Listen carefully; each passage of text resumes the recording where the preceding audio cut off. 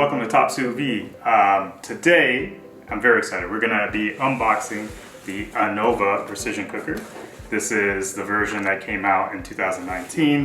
Anova was sort of the pioneer, if you will, of bringing these sous vides sort of to the home kitchens. The previous version, which I have handy right here, actually was released in 2014.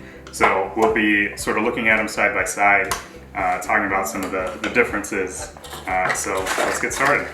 So here you can see is the new Anova. First impression, you know, again, made out of stainless steel like the previous version, high duty sort of plastic as well. It's much smaller, so if I put them side by side, so you can see, you will see that the new version is significantly smaller. It also weighs quite a bit less. I think this comes in at 2 pounds versus call it 2.5 on this one. So yeah, significantly smaller, easier to store. The other major differences I see between the two, just from looking at it, are there is no longer a scroll wheel. So on the previous version, you had a scroll wheel here to sort of toggle your temperature. Now it's all sort of done on-screen display there, so all touch based.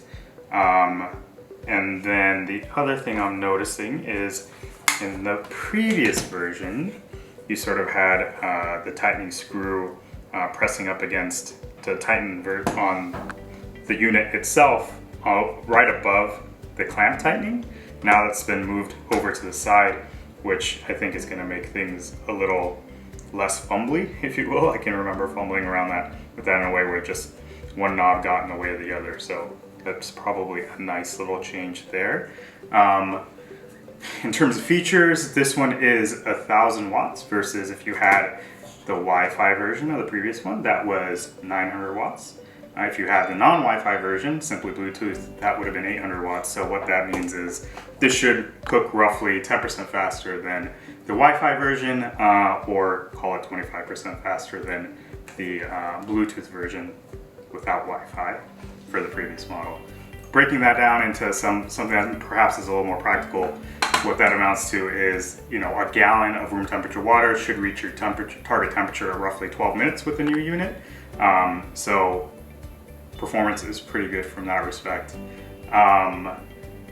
That is all I have from an initial impression perspective on the new Anova. The other piece I guess I'd add is essentially, so in 2014, when these were released, you simply had the Wi-Fi version and the Bluetooth version, or said another way, both had Bluetooth, one had Wi-Fi, one did not. Today, you have this standard precision cooker. There's also the Nano and the Pro. Differences being a little more wattage, etc. But that's a new lineup for Anova. This is sort of your standard precision cooker. Well, I hope you enjoyed that unboxing. I'm excited to get cooking. Until next time.